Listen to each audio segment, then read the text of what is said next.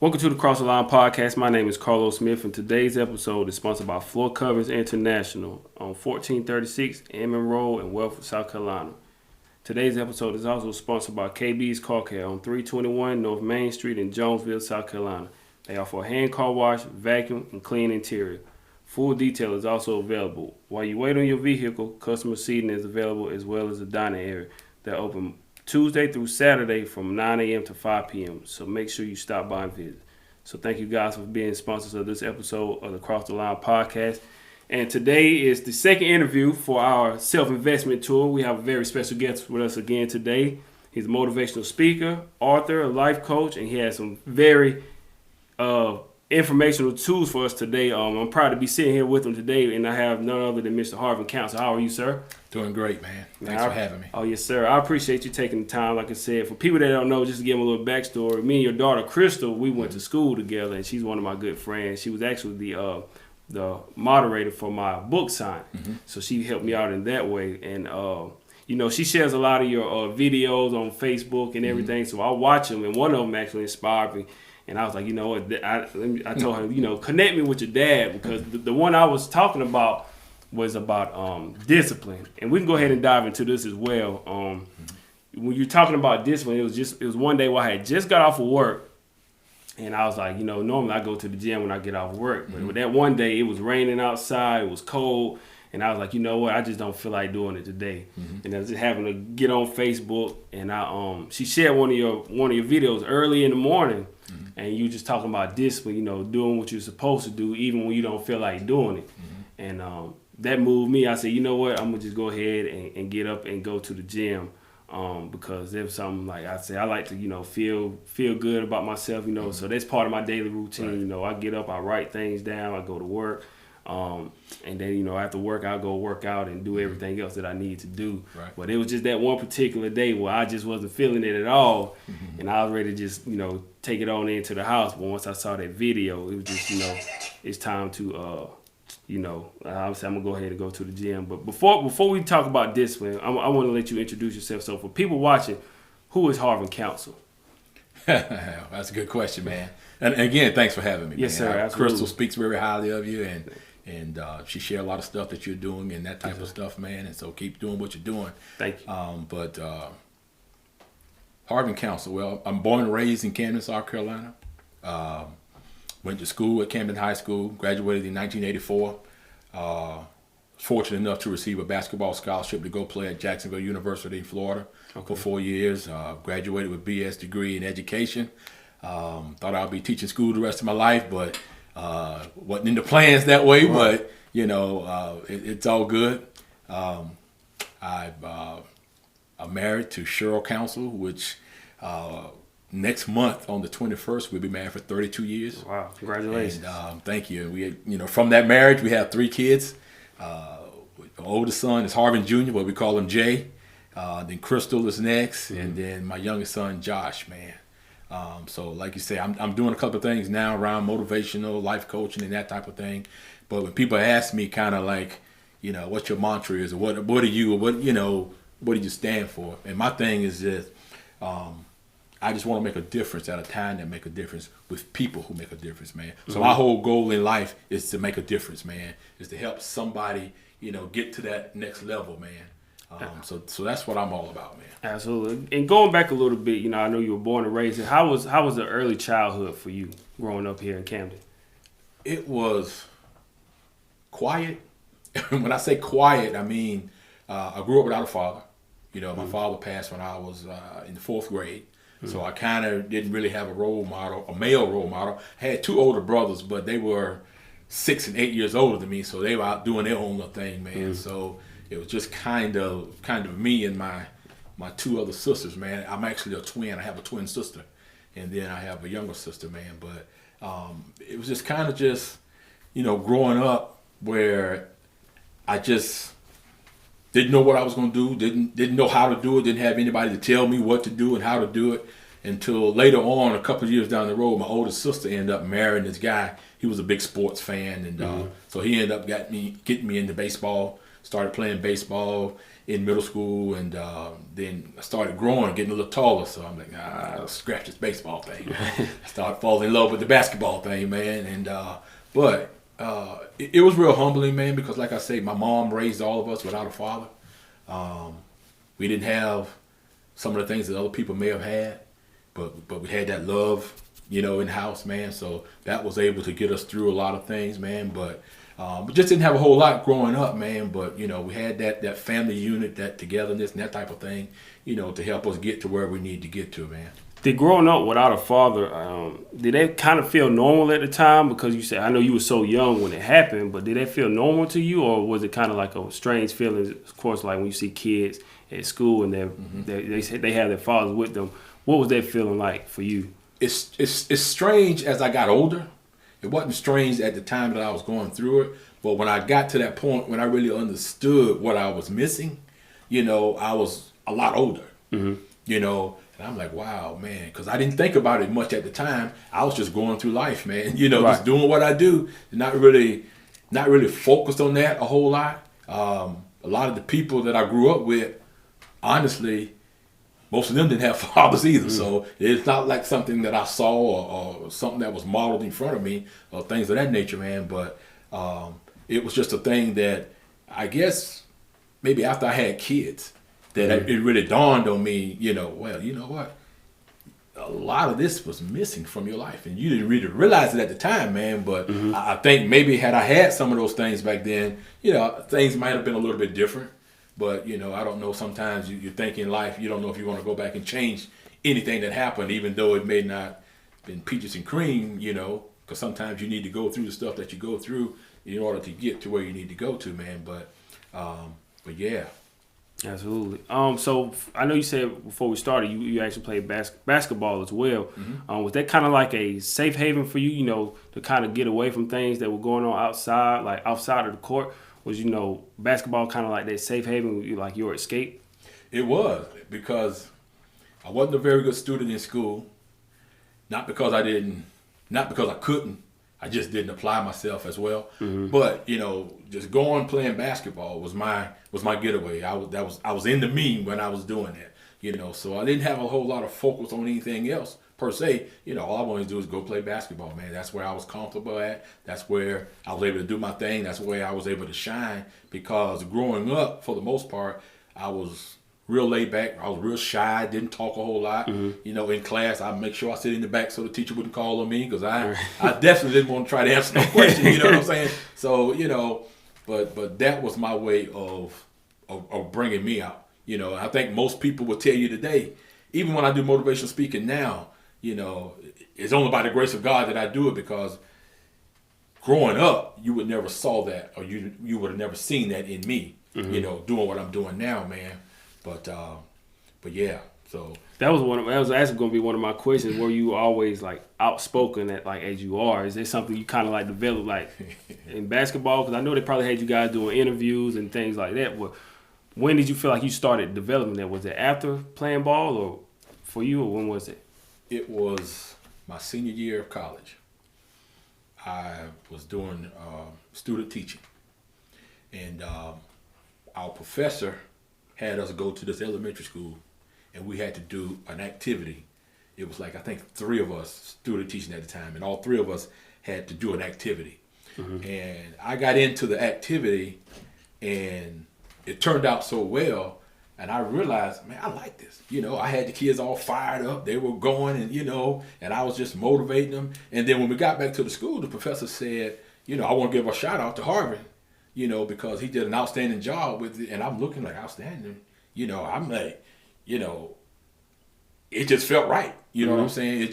It wasn't something that I was trying to get approval or trying to get, okay, that's what you're supposed to be doing, that type of thing. But that's when I knew that I wanted to do. I didn't know what level I wanted to do it on, but I know that I wanted to continue to motivate from that day on, man. Because like I said earlier, man, that wasn't in me growing up at that particular time, man. So I think my senior year of college kind of brought that out, because when you're student teaching, you got to stand up in front of people and teach. You know what I'm saying? So it kind of, brought me out from that. I want to get back to the student teaching as well, but I know, playing ball, did you have aspirations of, playing at the pro level? Because, a lot of kids, growing up, they see these guys on TV and their dreams, making it to a professional, which we know majority of kids don't. It's only a small percentage they can make it to that level.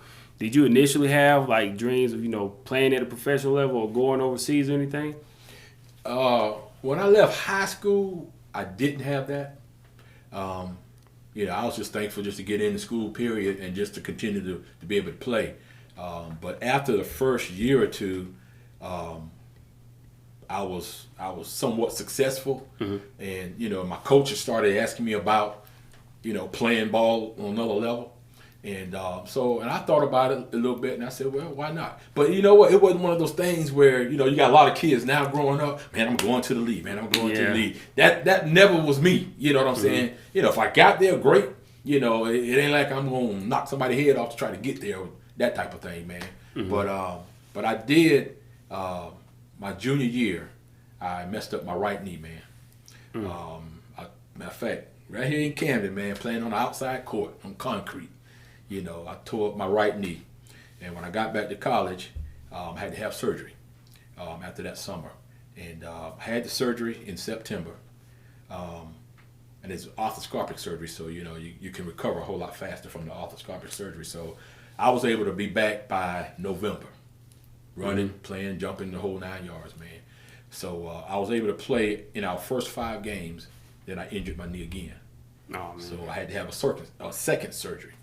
And after that, I kind of saw the writing on the wall when it comes to that. So I said, okay, we ain't worry about this no more. The knee is what it is, man. I'll get my degree and see what happens after that, man. But it was something that you never had like any regrets about or any questions of, man, I wish I had this opportunity. Did you ever feel like you were robbed of that opportunity, or? I don't know if I would say I would be robbed of that opportunity, but I regret not trying to go a little bit farther with it, because even after my senior year, I did come back and play again, but I just wasn't as effective as I was before. But my college coach did ask me about going overseas, and I'm like, nah, I ain't never been that far before from home. I don't want to go over there.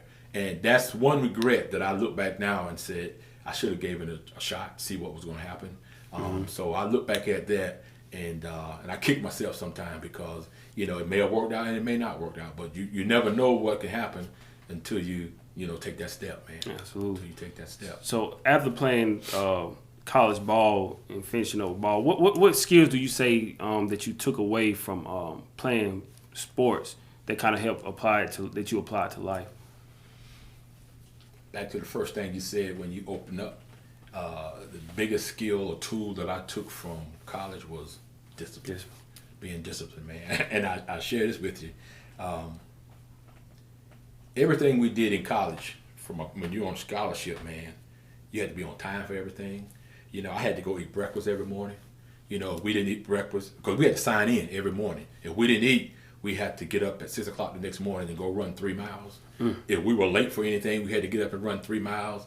We missed study hall, we had to get up and run 3 miles. And it only happened to me once. And I learned my lesson after that first 3 miles. I said, I ain't doing this again.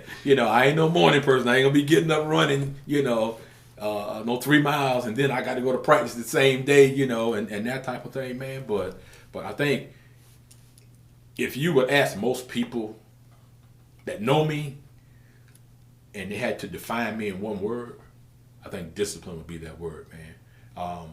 That's just like this morning, man. I got up about 7 o'clock because I usually get up and go work out. Told my wife, I said, man, I don't feel like it this morning, man. So I'm dragging and I'm dragging and I'm dragging. So I said, Harvin, you got to be disciplined, man. I said, what do you want? What are you trying to shoot for in life? And doing what you need to do to work out is going to help you get it. See, and most people, they want to get here, but they don't want to do what it's going to take to get there. And that's where the discipline comes in, man, because you got to do what you don't feel like doing on the days, you just got to go do it, man. So I'll tell you no lie. Today, I worked out harder than I've ever worked out before. And I went longer than I've ever went before. And this is the day that I ain't going to do it. And I think a lot of times, the days that you really don't want to do it, are the days that you need to do it because you're probably going to work out harder and you're going to do it a little bit more than what you normally do, man. And when you talk about this one, it just seems like that's something that, like, once you have it in you, like, it just doesn't go away, even, as you get older and everything. Not calling you older, I'm just saying, like, as you get older, it's like you say, you still disciplined now, like, even after your playing days. And even now you see a lot of professional athletes, once they finish playing ball, they still, work out, they still try to stay on their routine. Do you think that's something that constantly stays with you as you go on in life, just discipline? Oh yeah, man, because I seem like I get more disciplined the older I get, you know. And once you see the success from being disciplined, it just multiplies, man. It just makes you want to be even more disciplined because if I'm disciplined in this area, it's going to work out in this area. And then when you see that success, it's going to make you do it even more, man. Because I'm, from a timely standpoint, I'm a timely person, man. And my wife is kind of opposite. She might not want me to say this on here, but she's a little bit of the opposite, man. A lot of times if we go someplace and we got to be there at 5, I'm there 45 minutes early. That's just how I've always been because in if I got a game that started at 7 in college, I can't get there 6:45. I got to get dressed. I got to get taped. I got to get stretched. I got to get looser. I got to get all, So even when we go to practice, if we have practice at 3:00 and if we walk in the door at 3:30, our coach said we late. Because we didn't have time to do. And that's how I am now, man. So I tell my wife, an hour in advance, I kind of tell her a little fib that it starts this time, so she'll be ready to go. That's a great move. With mentorship, I want to talk to you about mentorship as well. How did you have any mentors growing up? I know you had your coaches that kind of were there with you. Of course, when you in college, they kind of like that father figure for you because they're there for you all the time and you're around them all the time. But did you have any other mentors growing up? Yeah, the biggest mentor I had was, and I had 2 people that I would call my mentors. My brother-in-law, and God bless him now, he's passed, but he started me in sports, period. And he kind of stayed with me, and I was able to hang out with him because he was a baseball player, and I was able to, and he played in a little semi-pro baseball league and that type of stuff, and I was able to go to his games and watch him, and he talked to me a lot and taught me a whole lot, man. And then my high school basketball coach, he was a great mentor for me, man. And he did a lot for me. Actually, he's the reason why I'm in South Carolina today. Because I was in Jacksonville, me, my wife, and because that's where Crystal was born. She was born in Jacksonville. Oh, okay. Me, my son Jay, and Crystal. Josh wasn't born yet. Okay. It was just those 2, man. And I was working down there, chilling, didn't even look to come back this way. But he called me and said that he had a counseling job at Lugoff Elgin Middle School. And he wanted me to come and work there and coach his basketball team at the middle school, man. And because he was so good to me, coming through and helped me a lot, I said, well, I asked my wife, I said, well, you want to go? She said, whatever you want to do is fine. So, and because of him and all he's done, that's why I'm back here today. I came back and took that job, and that was in 1995, right. Man. And I'm still here today, man, because of that one phone call where he called me. Because like I said, I wasn't looking to come back. Mm-hmm. When you said that about Jacksonville, it made me think. When we went on our tour, we actually went to Jacksonville last year. That's my first time actually hopping on a plane. Mm-hmm. But I love the area though. It just it was one of my favorite things about that tour. The first time was just going to Jacksonville. So that's how ironic that you said you were down that way and at first you weren't even planning on coming back, but you did. But what advice would you say was the best advice that you received from your mentors?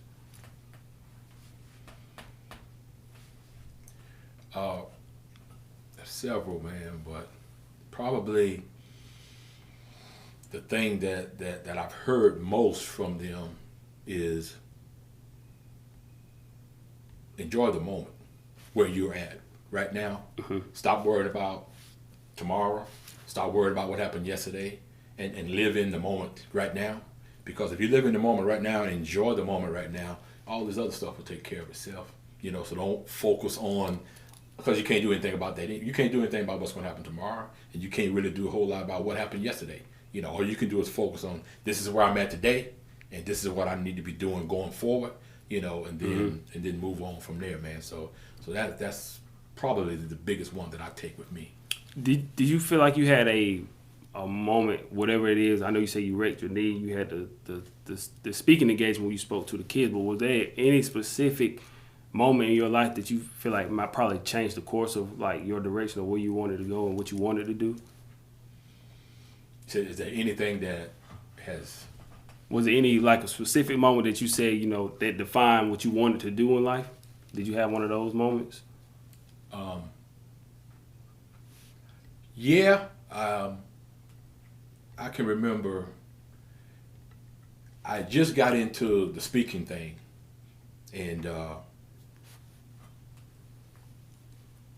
this lady came to me, an old lady, man. I just spoken at this church. I think it was on Saturday evening, man, and she came to me, and she was, gave me a lot of praise for what I did and for what I was saying and the things that I was saying, man. And I didn't think it was that. It was, to me, it was just something, but it's funny because about 3 or 4 months later, another individual came to me and said the same thing. Mm-hmm. And so that was kind of my aha moment. Okay, you might have something here. You know what I'm saying? So, you know what? You need to see what you can do with this and take this and run with it. And then that same lady said, son, you ought to write a book. And I can't spell cat. I spell it K-A-T. Some people spell it C-A-T, but you know what I'm saying? From an English standpoint, I'm like, I'm not going to write no book, And then I asked myself the question, well, Harvin, why won't you write the book, man? This lady, she's prophesying and she's seeing something in me or whatever. And I didn't write the book because I was afraid. I was afraid to step in territory that I wasn't familiar with. And I think, and that might be going a little bit different than what you're asking me the question, man, but, a lot of times we've got to take that step out there, man, because you never know what you can do until you take that step. So I said to myself, so why are you scared? I said, you go around speaking, you obviously got something to say. I said, so put it in the book, because more people will probably be able to get your book than might ever hear you speak. You know what I'm saying? So I said, well, let's take that information, put it, and I took that step, and it was kind of a blind step, but I took it anyway. And long story short, I just finished my 5th book. So and I guess that kind of moment kind of stood with me and said, you know what, this is the track that you need to be on, man. Why is it that you think sometimes that when you talk to people, sometimes it's like almost like they see things in you that you don't see in yourself. Like you said, when they talk to you about writing a book. Mm-hmm. I remember incidents for me where people would tell me when I was young, like, you're going to be successful. And I remember even just a few years back when I first started, and I said this at my book signing, one of my favorite people, one of my mentors was Ben Hall. And he said something to me about getting on a plane for the first time and how when you get up there, you reflect on your problems. Mm-hmm. And at the time, I had never even been on a plane. But he saw that vision, 2 years before it ever even happened. Mm-hmm. And even to this day, man, he still speaks a lot of big things on me. And that's when we flew to Jacksonville. Okay. But it's almost like sometimes people can see things in you that you may not even see in yourself. Why do you feel like sometimes people just have that gift or some kind of ability to where they can see things in you that you don't even see in yourself? And I think that's a part of the plan. I think that's part of God's plan, man. Because a lot of times if we, I don't want to say it that way, but a lot of people, I like when I was coaching, I saw players that I knew could go to another level. Mm-hmm. They didn't think they can go to another level because they hadn't began to scratch the surface yet. But when you see that certain potential, if you will, that's there, and I think that's what people see. They don't know how far you can go, but they know that you got the potential to go there. Mm-hmm. Because they see that thing that's in you, man. They see that gift that God has given you. And everybody's got a gift. You know what I'm saying? And I think when people tell you that you can do this or you can do this, whatever, I think that's a part of their gift that they're mm-hmm. sharing with you. Because if they don't share with you and tell you about it, you're probably never going to accomplish that thing, man, because we don't have enough confidence to believe that we can do it. But when you got people over and over and over telling you that they see a certain thing in you, then I believe that's divine, man. I believe that's what it's all about, man. Yeah. When you sticking to the not neglecting your gift. I remember seeing one of your speeches about that. When do you know that you actually found your gift? I think when you get into it, when you do something and you know that you're making a difference and you don't have to get paid for it, that's when you know you found your gift. That's when and the thing about it is that you will get paid for it though, because I have this thing that I say all the time that if you make a difference, you'll make $1. You know what I'm saying? If you make a difference, you'll make $1, man. So I think you find that when you're willing to go out there and do stuff that nobody has to pay you for, man. You know, I think that's when you realize that's that gift, man. And you just you love doing it. You love doing it, man. And nobody's got to wake you up to go do it, man. You know what I'm saying? Actually, there ain't enough time in the day for you to do the things that you want to do, man. Why do you think a lot of people in life don't figure out what their gift is? Or if they do, it may be kind of, I don't want to say too late, but sometimes it's like, you know, it may be too late for them at times. But, you know, why do you think a lot of people don't reach their gift? I think they're not intentional about life. I think when you become intentional about life, I think you'll find that. I think you have to be intentional. I think you have to have a discipline, you know. And people are just afraid, man. People are just afraid. You know, I know people that can sing. I know people that can draw. I know people that can do hair. I know people that, got crazy talent. You know what I'm saying? But for some reason, they're fearful of taking that next step, man. You know, and when you are in that phase, man, you know, you're never going to get to that point where you need to get to, man. You know, so we've got to get out of that. And I know I talk about being afraid a lot, man, because I come across a lot of people in life that can do a lot of things, but they just don't want to take that next step to do it. They don't want to go out and, you know, just like yourself, man. You're traveling all over, man. You know, mostly on your dime. You know what I'm saying? Absolutely. Yeah, and that's what makes the difference, man. That's why you're gonna make it to where you're trying to get to, man. Because like I said earlier about intentional, you're intentional about making this work, man. Most people aren't intentional, man. They just want to go out and hope that it happens. It ain't gonna happen if you're hoping it's gonna happen. You got to go and do the work, man. And that's what faith is a big part of it as well, because it's like you can't see, you don't know what's gonna happen, because if it was designed, if everything was set up to where we knew what was gonna happen next, everybody, you know, would take that next step. Exactly. But from all the entrepreneurs that we talk to have on our platform, all of them, like if you ask any of them, they'll just say, you know, they didn't know what the next step was gonna be, but they just stepped out on faith and they carried them to where they are now. But it's like, but they didn't have everything lined up. And, you know, when people ask me, I was like, you just got to get started.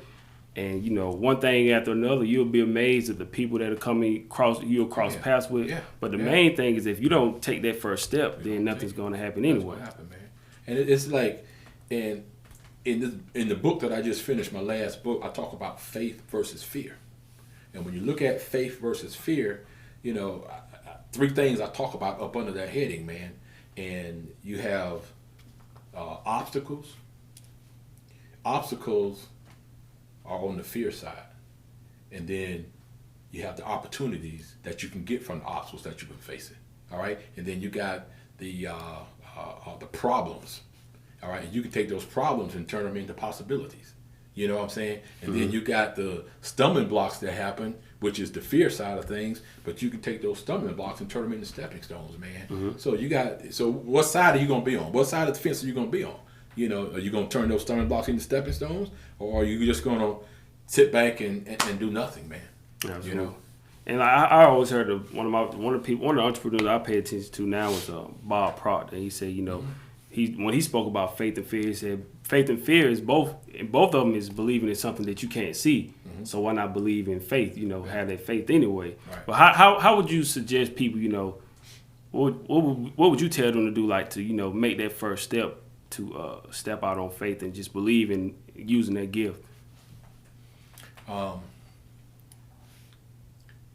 You probably, if you want to take that step out there, I would think you need to get with somebody. I don't know if they have to be a mentor or not, man, but I think you need to align yourself with somebody that's doing what you want to do, and let them help you do what you're trying to do.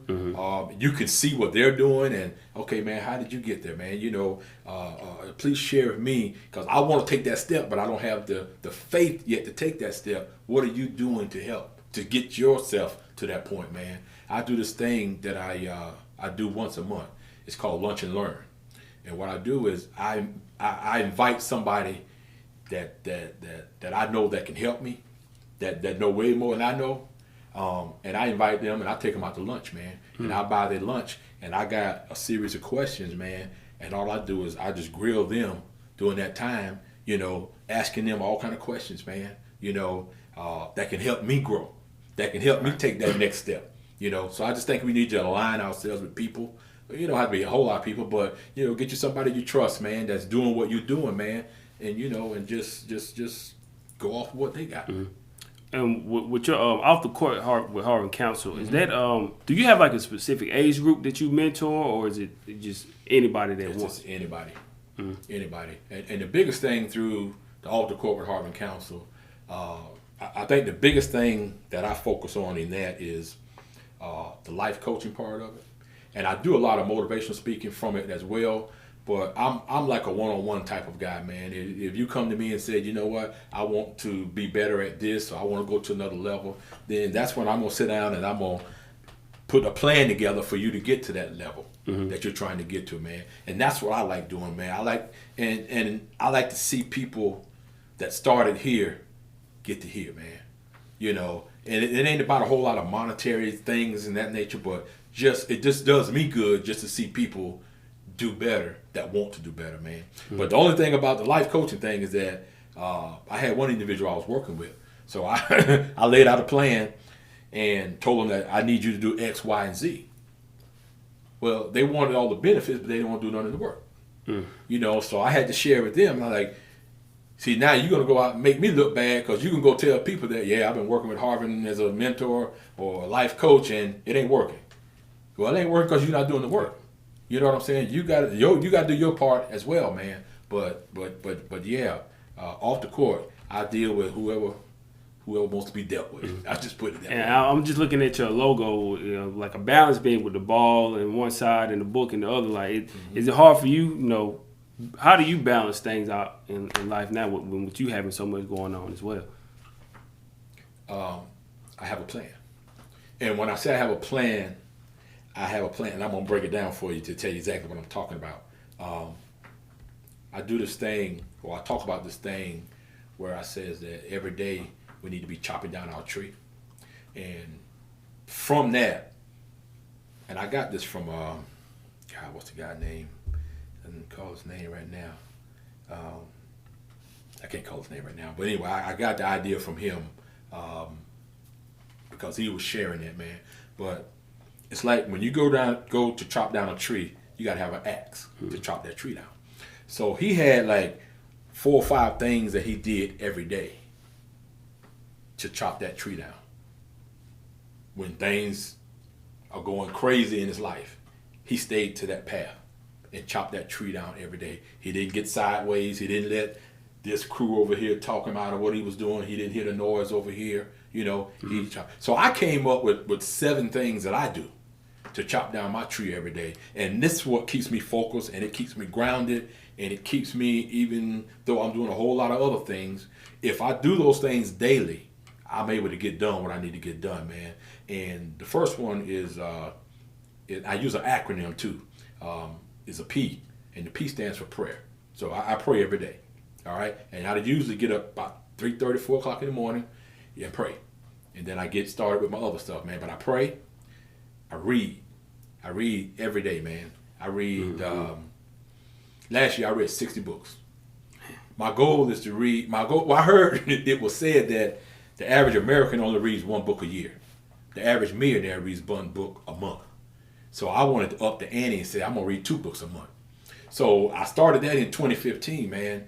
And I just started every year, my goal would go up and up and up. I don't know how I did 60 last year, man, but I did it, man. And even right now, today, I've already read 24 books this year already. And I'm, and I'm going to go as far as I can go. But my goal really is 24. because I said 2 books, but you know, I'm competitive. I challenge myself all the time, so I push a little bit deeper, man. But like I said before, the first one was prayer. Then I read. Then I exercise.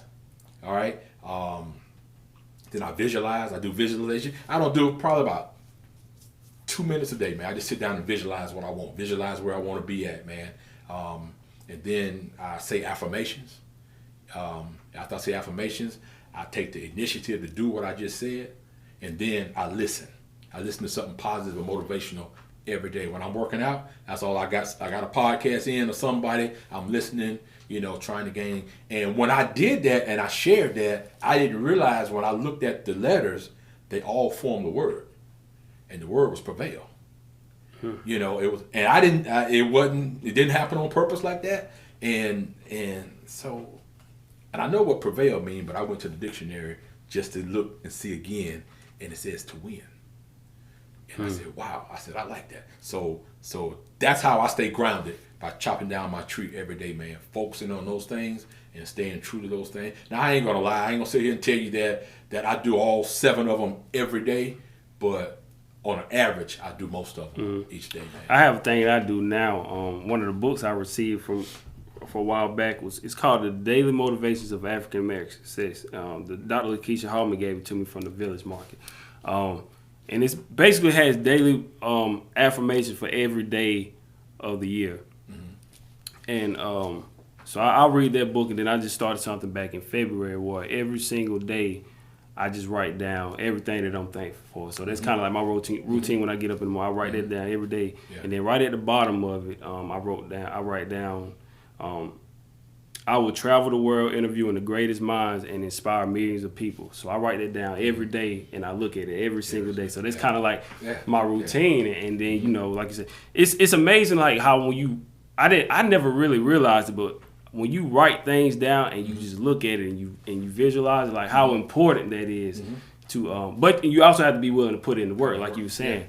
But when you write things down and you go back and look at it, you're like, man, I really did a lot of these things. Like I said I was going to do. Like, it's amazing how when you put that stuff down, pen to paper, it's amazing how this stuff really happens. And I know a lot of people, you know, that they get away from, like, once they think that once school is over with, like, that's it. Like, no more learning. I'm just going to go out, get a job, and I'm start working. But I remember one of my professors told me that when you graduate, the work is on the beginning. And that's what I really found out, because that's when I started reading more books after college than I did really my entire college career. And I was going to ask you about this as well. Some of the books that you read that kind of made a profound impact on your life, since you mentioned books and talking about reading, like, what are some books that you made a profound impact for you? The best book that I read that's helped me when I first got into this thing was a book by Dr. Dennis Kimbrough. That's who wrote the book I was telling you about. Great. It's called What Makes the Great Great. And I just looked at it up there on my shelf, man. And I probably read it 10 years ago, man, but I think I might need to dust it off and go back over it again. But I just saw, especially from an African-American side of things, how I'm like, y'all did that? We can do that type of thing? I'm like, okay, you know, you got to have a little discipline here, a little discipline there, man. But yeah, that book really got me going, man. Really got me fired up and pumped up, you know, to go out here and grow myself, you know, and then help other people grow as well, man. One of the books I read this year, I read a lot of books. I got a nice collection of books at home. One of the books I read this year was probably in my top 3, definitely top 5. It was The Magic of Thinking Big, and that book was, man, I love that book, man. It just shows you just like when you believe in things and just have this vision and like not having these small goals, just dreaming big, like the things that you can accomplish. So that was one of the first books that's one of my favorite books. And of course, the one that really started everything for me was Rich Dad Poor Dad. Okay, Robert Kiyosaki. Read that one a couple of times. That was the book that kind of got me like, man, it made me question a lot of things like that we were taught growing up about, you know, school and getting an education and everything. So that was the book that started everything. But The Magic of Thinking Big was a great book for me, and then The Monk Who Sold His Ferrari was another great book that I read as well. And it's just about, I'm a lawyer who you know, he had everything, the money, the fame, but he lost himself, and he tried to live up to that potential so much of just, you know, being the big time and having everything that he almost died. He had a heart attack. And he took a step back and he quit his job, and, you know, he went on to become a monk. And that's when he kind of like found himself and found his purpose. So those were some books for me that kind of, you know, changed my trajectory of a lot of things. But Dr. Dennis Kimbrough, he was the one that when I mentioned the book about the daily motivations of African American success, he was the one who actually wrote that book as well.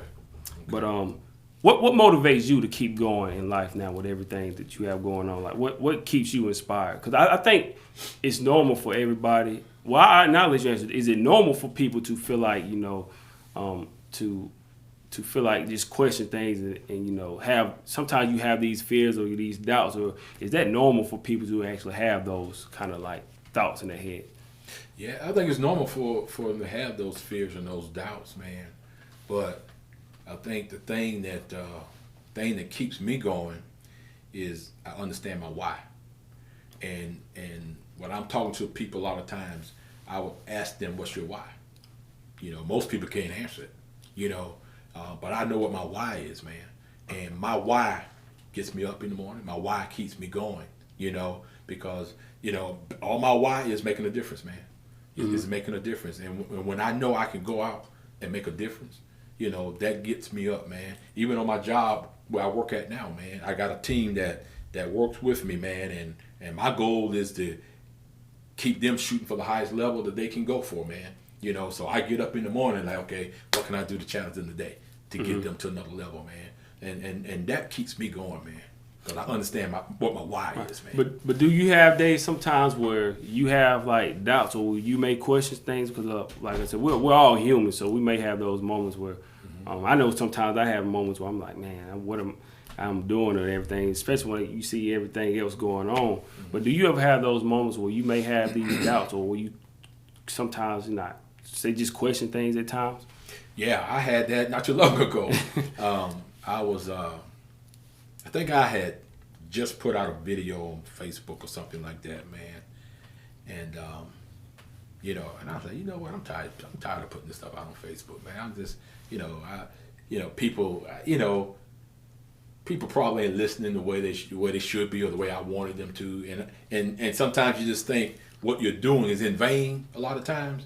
And when I started thinking that way, because I told my wife and I told Crystal, I said, you know what, I'm just gonna leave this off the court, the whole thing. I'm just gonna scratch it, man. I'm just gonna leave it alone, man. Because I'll be honest with you, the first time I did off the court with Harvin Council, and I did a speaking engagement. A lot of people said they were coming, and then they didn't show up. So I end up with a handful of people, you know, and I didn't do anything no differently than I normally do if I had a whole lot of people. But it started to make me think like, okay, you know what, is this thing really gonna work? You know, is people buying into it? And then I had another one, and that one was less than the first one I had, you know. And then I said, why are you getting caught up in all these numbers and things, man? You know, if one person get what you're saying, that's worth the whole message or the whole time that you spent to do it.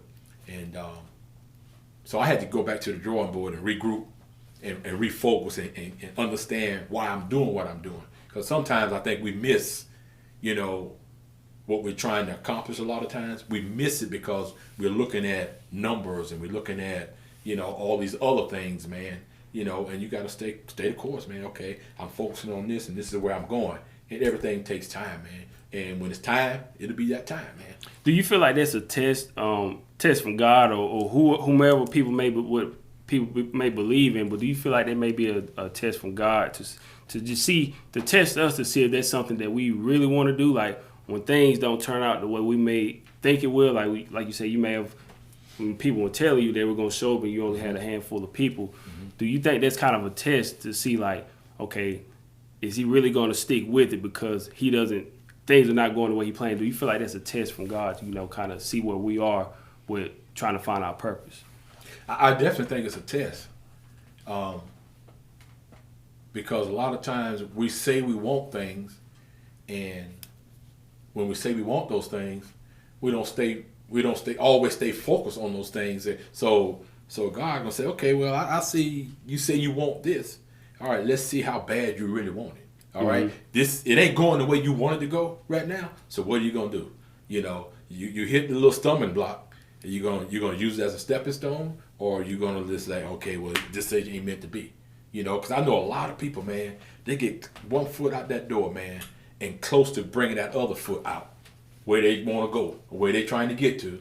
But they start listening to the naysayers, and they start looking at the numbers again. They start listening to all these people saying that you can't do it. And, man, I quit if I was you, man. You've been trying to do this for 20 years, man. Ain't nobody coming to see you, man. You've been doing this. But you know what? If that's what God called you to do, and that's what you're supposed to be doing, and you think that, then don't give up. You got to keep going. But I definitely believe we get tested to see if that's what we really want, man. And I think a lot of times just because you pray for opportunity and it doesn't show up the way you want it to look, it doesn't mean it's still not that opportunity as well. I think we can get caught up in that as well. Yeah. And like you said, like even if you can reach out and inspire one person, that still can make a difference. Because I actually had something the other day. It was strange, When it just always seems like when I have moments where I have doubts or I question things, and then I'm like, is it really worth it? Like God, for me, would just send somebody or something will happen to where it's just like, okay, I know I'm going down the right path. So it was this lady the other day. She said she inboxed me on Facebook. She said, I don't know you, but I just want to tell you I like what you're doing and keep on going. And just said God has a gift for you, something along those lines. And I was like, this lady don't even know me. And she just randomly just reached out to me and said that. I'm like, man, that to me, I'm just like, that's nothing but God. It's just because I know it's not me. And the things that I'm doing is for a bigger purpose. But when I hear those things, that's what constantly keeps me going and keeps pushing me to keep going, because I know it's helping somebody. Somebody. And the thing is, if it's helping them, I just want them to be a blessing to help somebody else. But when I get those kind of words of encouragement, it may not come in the way I have it pictured or how I want it or when I want it to come. But then when those things happen, it's just like, it's just a blessing. Yeah. And I think most people who get to that level they're trying to get to, the road was like this. It was like this, man. They saw it straight. You know what I'm saying? But I need to take you on this little detour. I need to put a little pothole right here. Steve Harvey said that in one of his books called The Jump, man. He said, the road to success is always under construction. You know what I'm saying? So you're going to get there, but you're going to have some stuff in the way from time to time. And you either need to go through it, around it, or over it, but you need to keep going. And a lot of times we pull back because we see that one little pothole. Oh, man, I can't get by that. Yeah, you can get by. You know what I'm saying? But you got to figure out a way to get by. Successful people figure out how to get it done, man.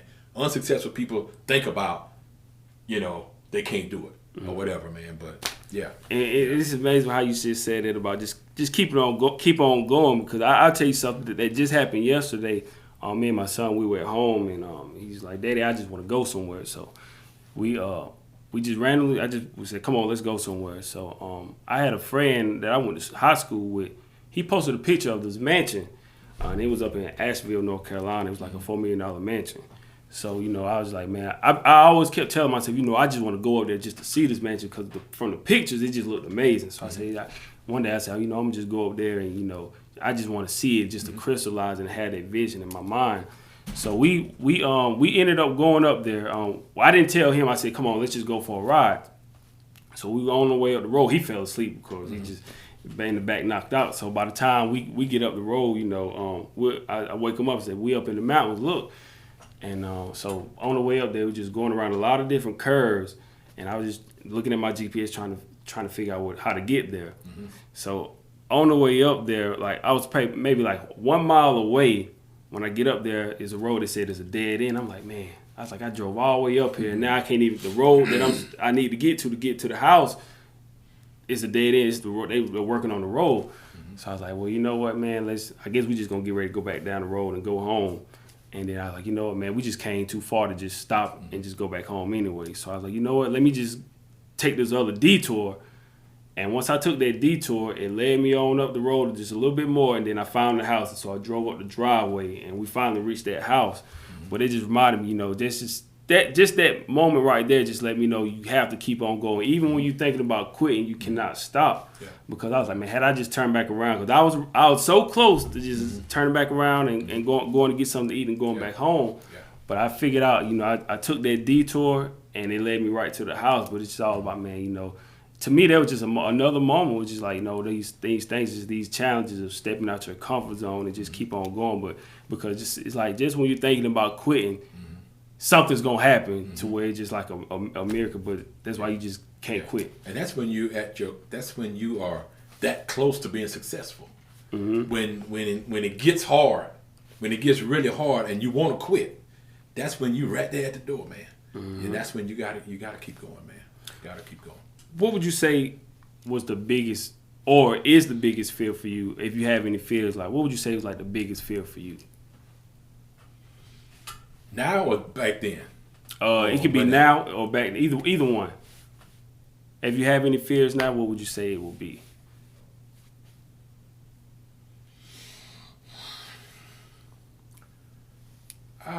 That's a good question, man. I've never really thought about having any fears, man, or whatever. But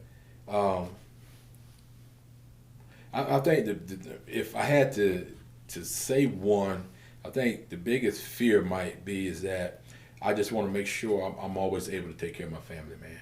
I don't want to ever be in a spot where I'm, fearful or worried about how I'm going to take care of my family, man. Just making sure my family is straight, man. I don't want anything to happen to my family, man. Just kind of, making sure that's straight, man. For most people, what would you say, how was like one of the best ways to kind of overcome fear for people that or have these doubts or anything, or is kind of scared to do something because they don't know the outcome? Like, what would you say is the best way for those people to kind of overcome fear?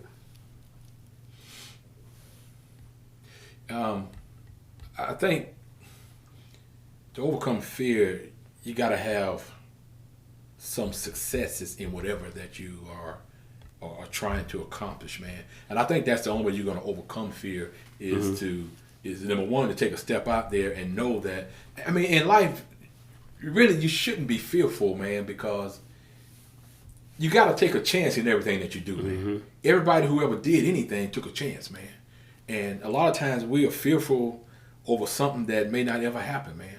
I saw a quote the other day, man, that says, I can't remember exactly how it says, man, but fear is like paying on a debt that you don't even owe. Paying interest on a debt that you don't even owe, man. So I think, I know I used to be fearful of when I was growing up. I was shy, especially didn't want to get up and do nothing in front of anybody, man. So that was my fear, man. You told me I had to get up and stand up in front and do something, I would cringe, man.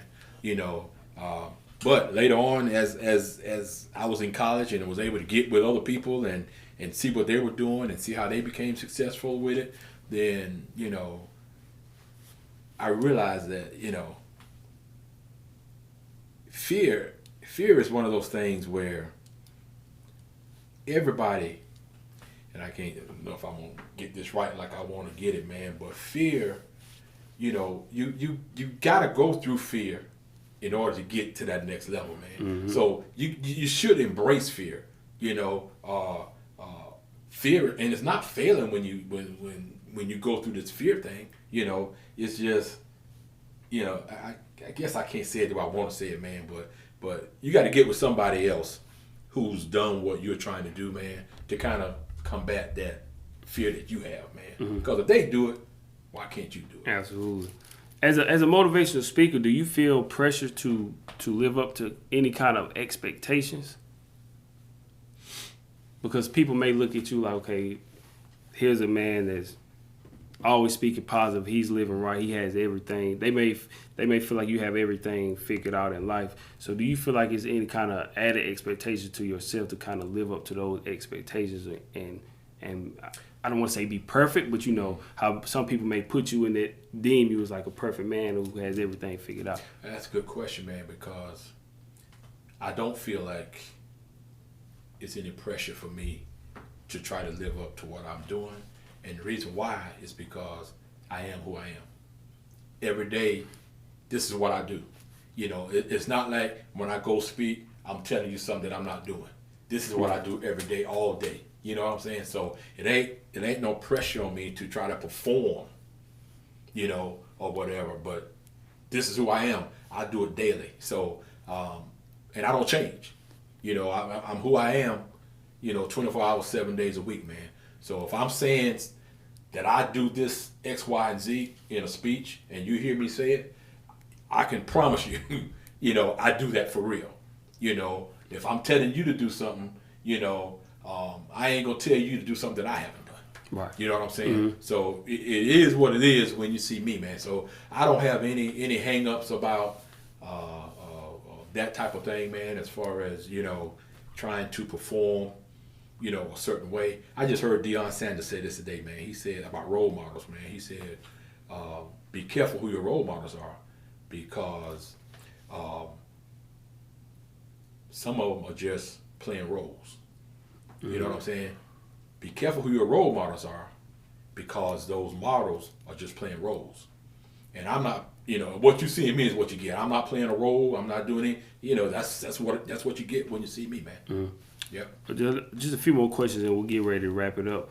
Do you feel like your life path and your journey today as a motivational speaker, and not saying that you've done it, but do you feel like that may add pressure to your children to kind of like live up to any expectations of course, like for example, like when you see like the pastors and people look at the children like you have to live up to these expectations. So as a motivational speaker, do you feel like your path kind of adds any kind of pressure to your children?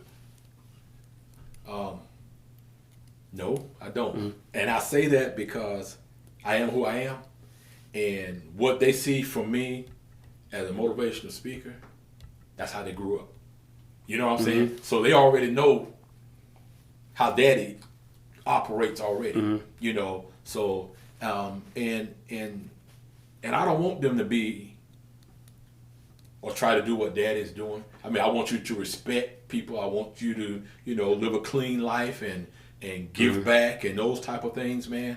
But I don't want them to, and I don't think they have or feel any pressure, you know, because I do what I do, and their friends might come back and say, oh man, I saw your daddy on the video or whatever, man, and he said this, you know, or whatever, man. You know, they'll say, yeah, that's my dad, and just leave it alone. You know, at least that's what Josh does, man. He just kind of brush it off and, you know, whatever, man. But yeah, no, I don't think I don't put any pressure on them to. The only thing I want them to do is what I model. That's who I am, you know, and that's what I want you. You don't model exactly what I do, but you know, the things of doing right, you know, following the laws, following the rules, and those type of things, you know, and then that's gonna get you where you need to go to, man. Absolutely. Just a couple more questions, and we're almost done. Do you have any goals that you can share that for the people watching? Is there a goal that you have on your list that you plan to achieve that you don't mind sharing with the people viewing this interview? One of my goals is to be able to get into the schools and offer my program off the court with Harvin Council, and to be able not just to get in the schools, but to be able to do it maybe on a monthly or weekly basis or whatever, just kind of maybe getting some type of contract with the school system to bring my program into the school. That's my biggest goal, man, to do that. What advice would, for people watching this interview, what advice would you have them that they want to accomplish their goals, but they may be scared or they don't know where to start? What's your advice to those people that want to start and go after their dreams? First of all, you need to have a plan. And you need to write that plan down like you talked about earlier, man. Because whenever I tell people about making a plan, or they tell me that, you know, this is my goal. You know, I talk to a lot of people and I said, what's your goal? And they'll tell me what their goal. I said, show it to me. They can't show it to me because they didn't write it down. I said, well, it's not a goal if you don't write it down. You know, it's just something you're hoping for. I said, but when you put the pen to the paper, all right, you're gonna follow it a little bit more than you would if you just got it up here in your head, man. That means you're a little bit more serious about writing it down. So my first thing I would say is get your plan and write it down. And don't start grand. Start with one or two little things. Because see, what we want to do a lot of time is I see you up top doing your thing, and it looks good. I want to come in and jump in and be where you at, but I don't know your story. I don't know what you did to get there, but I know you did something to get there. I know you had to go through some things to get to where you at. Yeah. We don't want to go through those things. We want to jump right where you at, and be there. But no, it ain't gonna happen that way. You got to go through some stuff, man. So get a plan. Start off with one or two things, and see the success in those things, and that way you can start working toward whatever it is, man. But you gotta have a plan, though, man. People don't plan, man. They don't plan. That's why we fail, man. We fail so often because we don't have no plan, man. I tell people at work. I had this guy in my office the other day, man. And, I said, show me your goals, man. I said, I want you to hit that target right there on the wall. And he looked at me. And, it wasn't no target on the wall now, but I said, I want you to hit that target. He said, there's no target there. So I said, how can you hit it? So you got to have a target if you're going to hit it, man. You got to have a target. You got to have something out there, to shoot for, man. And then he said the favorite word that I hate the most. He said, but I'm trying. You know what? I had my cell phone. I took my cell phone off, and I put the cell phone on the floor. I said, now try to pick that cell phone up. He looked at me kind of perplexed and stuff, man. And, he was scared to pick it up, man, because he didn't know where I was going with this. You know what I'm saying? So he kind of looked. And so finally, he picked it up and looked at it and said, I said, now, did you try to pick it up or did you pick it up? Oh, okay, I got you now. You picked it up. I said, so you need to take trying out your vocabulary. In life, you either going to do it or you ain't going to do it. You know what I'm saying? Ain't no such thing that I'm going to try. Trying just a pretty way to say that I ain't going to do it. Basically, that's all that is, man. Yeah. But yeah, man. So and sorry to cut you. That's so important that you said about trying, because it's like just like I said about is how powerful writing down your goals and things you want to accomplish. It's power in your words as well. Oh, man, yeah. And you when you said that, it just reminded me of Ben once again, because it was like one time, it was maybe a year or two ago, I was like, man, I'm trying to leave this job. He's like, man, don't say you trying. He said, you say you are going to leave. Say I am. He said, because it's like when you say you're trying, it means you already have doubts. Like you don't even really believe that it's going to happen. Yeah. So it's just like, man, you got to be careful of the words that you use, because they are so powerful. And I didn't realize it until, I had this situation where I said it before. And since then, I don't say I'm trying. I say I am. I'm doing this. This is going to happen. Mm-hmm. Just like with this tour, I was like, you know what, I said, I didn't say I'm going to try to do a tour. I said, we get ready. We're going to hit the road. We are going to, travel. Yeah. But it's so powerful of the words that you use. Mm-hmm. But my final question, this is the Cross the Line Podcast 2021 Self-Investment Tour. So I want to ask you as well, what does self-investment mean to you? Self-investment means getting up every day, doing that thing that you probably don't want to do, to invest in yourself in order to get what you're trying to get. Most people don't want, that's just like I say about reading, man. I average up, man, I probably spend $400 to $500 a year on books. The average person will think I'm crazy for, man, you investing that money on? No, I'm investing here. Mm-hmm. You looking at it as money. I'm looking at it as growth, as life. I'm looking at it as putting an investment in me. Y'all put investments in the bank and you want that to grow, and that's fine. Well, put some investments in you so you can grow. So that's probably the biggest thing about investment, is that you got to invest in yourself. I drove all the way to Atlanta one night. Matter of fact, I drove up to Spartanburg to Crystal House. Before she got the house, she was in the apartment, right? Me and my wife. Tony Dungy, John Maxwell, and it was two more guys, NFL players. But John Maxwell was speaking at a church, and I love John Maxwell. I follow him. He writes books, right? Yeah, he writes books. I have one of his books as well. He's a leadership guru. Mm-hmm. Oh, he's amazing, yeah. And me being in a leadership role on my job, I study a lot of his leadership techniques and stuff, man. And so he was there speaking, and Tony Dungy, the football coach, was there speaking, man. And a lady at work told me that it was free. So we drove up to Spartanburg, and then we rested a little bit, and then we drove to Atlanta, man. And we went to that, I think it was about 3-hour conference they had, man. And we drove back that same night, came back to Spartanburg, stayed at Crystal House, and then we drove back up. But that's self-investing. It's investment. Yeah. That's investing, man. You know, ain't nobody gave me no money to go up there. Ain't nobody sponsored me and say, I'm going to pay for your trip up there or whatever, man. No, I'm investing in me, man. And when you invest in you, you're going to see the growth, man. You know what? I can look at people and see who invested in themselves, man. Mm-hmm. You know, and I can see the people who aren't investing in themselves. You know, Yep. You can see them clear a mile away, man. Mm-hmm. You know, so but that's what that's all about, man. And we, if we're gonna make it in life, we got to find those conferences, man. We got to find those mentors or those people that can help us get to another level, man. You know, it ain't sitting back waiting for somebody to come and say and grab you by the hand and say, come on, you need to go do this. No, you got to do it yourself, man. It's all about you doing it yourself, man. Absolutely. Mr. Harvin Council, I want to thank you again. This was a great interview. I really enjoyed it. I appreciate it. This was a lot of great information. I know a lot of people are going to take a lot away from this. Before we get out of here, can you tell everybody how to find you on social media? Yeah, you can just hit me up on Facebook. And that's probably the best way to contact me. Just send me a message or whatever on Facebook, Harvin Council.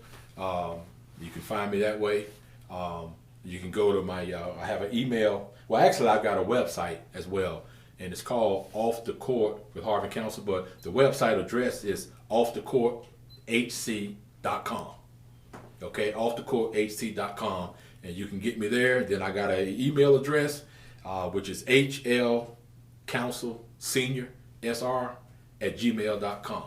And they can get your books as well. And they can get my books. If they go to the website, my books are on there. I have some T-shirts on there as well. And what you have to do is contact me through that information that's on the website and just let me know what you want, and then we'll make arrangements to get it to you, man. All right. Thank you again. Hopefully everybody enjoyed this episode. Also, I want to take time to thank our sponsors again. Thank you to also Big Ben's Desserts and also Miss Charlene's Home Cooking on 1136 East Blackstock Road. Thank you to Miss Janet Rossman of Floor Coverings International once again. And thank you to KB's Car Care in Jonesville, South Carolina. So I hope everyone enjoyed this interview. Hopefully gain some more knowledge from this interview. Until next time, this is the 2021 edition of the Cross the Line Podcast Self-Investment Tour. Thank you for listening. This is Harvin Council with Off the Court. You're tuned in with Cross the Line Podcast.